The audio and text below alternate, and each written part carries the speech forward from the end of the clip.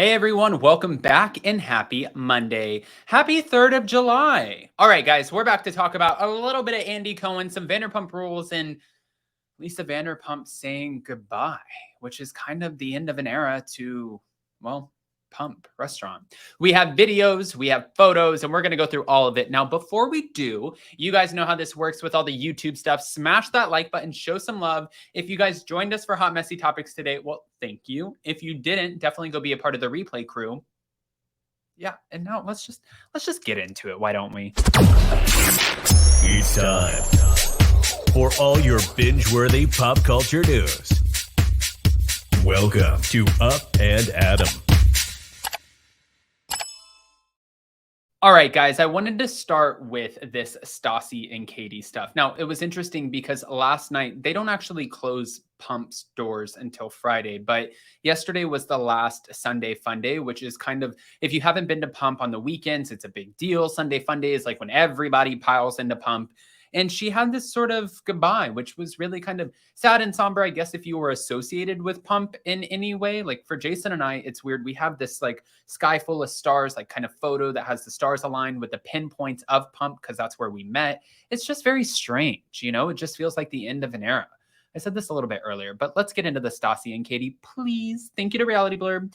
Stassi Schroeder was joined by Katie Maloney for her final tour stop for her Straight Up with Stassi Live, the Mommy Dearest tour on Saturday in Los Angeles, where the longtime bestie dished on all things Vanderpump Rules. As they connected on the recently aired reunion, looked ahead to season 11, which recently went into production, and weighed in on the double standards of the Bravo reality series. Stassi and Katie reflected on their time together on the show, specifically a season 2 moment in which Tequila Katie was in full effect.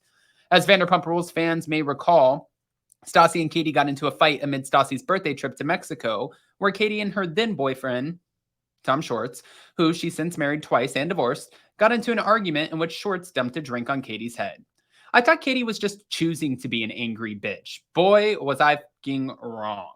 That's what she said. Now, after receiving an apology from Stassi, Katie said that people long had the wrong idea about the dynamic between her and Schwartz. It's kind of like everyone's finally seeing that I wasn't just being an angry bitch. I almost remember that it was the night before that Tom dumped a drink over my head. So you gave me a talking to on the balcony and you were like, pull it together. You're not going to fight. And it was like all on me to not cause a scene. I was like, okay. Over the years, Katie was labeled drunk and angry due to her antics against Tom Schwartz, but following the reveal of his blind loyalty to Tom Sandoval, even in the midst of his affair with Raquel, many have realized that the labels were misogynistic.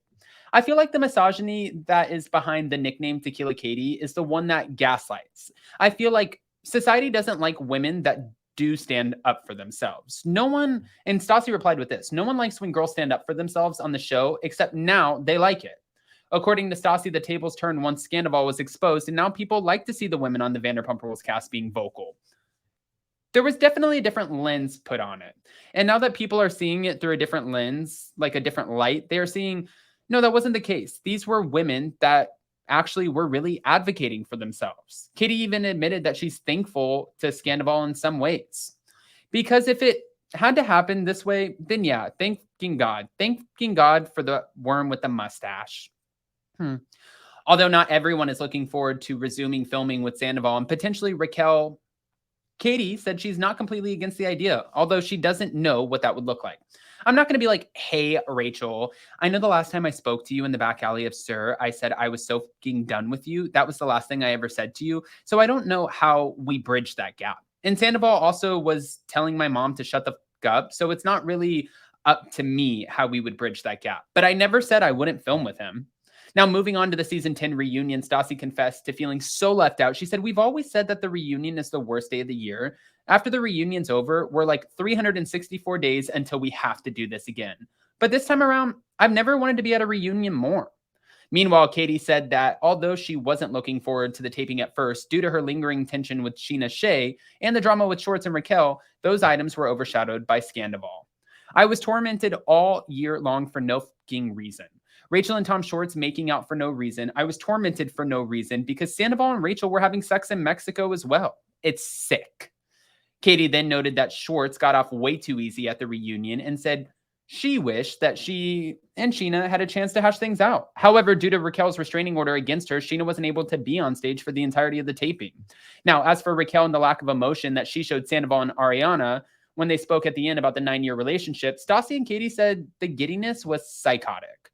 Stassi also said that regarding the big reveal, her biggest takeaway was the fear in Raquel's eyes. I think the bombshell was the way that the interview was conducted, how she acted, the things that she said, the fear in her eyes over losing Sandoval for telling the truth.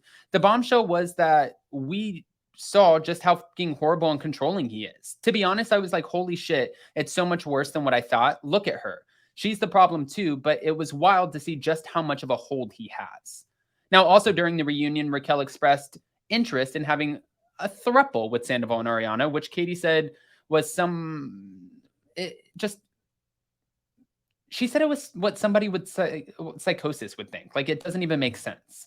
As Vanderpump Rules fans witnessed, one of the most cringeworthy moments of the reunion was when Sandoval poked fun at Ariana for leaving her t-shirt on during sex. We walked away when we went to dinner with our friends. We were like, can you believe that's what this scumbag said? And when it came to his explanation to TMZ during, which he said he was referring to Ariana's lackluster sex life, Stassi said that Sandoval has he did no favors. He sucks. He really fucking sucks. We've always known. We've always had his number, Katie said. God, Sandoval. Well, Sandoval does suck. But you know what else sucks? The end of an era. Here we go. Let me play this video. Absolutely amazing. My pump boys, you are exceptional. I love you, and so many of you are going to be at Tom Tom. So officially, I'd say that's a wrap, and the pump has left the building. Good night.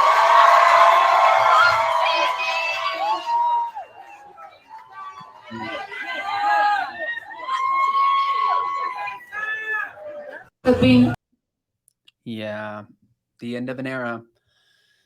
Lisa said goodbye to Pump Restaurant. Pump Restaurant will be closing on June 5th. Today is June 3rd. So technically, if you guys really want to go do anything or see it one last time, if you're around, now's the opportunity, because after that, they will be shutting their doors for good. But fear not, she's still opening the restaurant in Lake Tahoe, more in Vegas. Who knows what Lisa Vanderpump will actually do? It's the end of one chapter and the beginning of another. Guys, I want to hear what your thoughts are. I don't want to just give you this information and not ask what you think. So go ahead and comment below. Let us know what you think. And more importantly, before you go, don't forget to smash that like button, do all the YouTube-y things, and definitely go back and check out Hot Messy Topics. If you haven't checked out the Horrible Human merch, go to horriblehuman.store. And I hope you guys have a beautiful and amazing 4th of July. Stay safe. Love you guys. See you next time.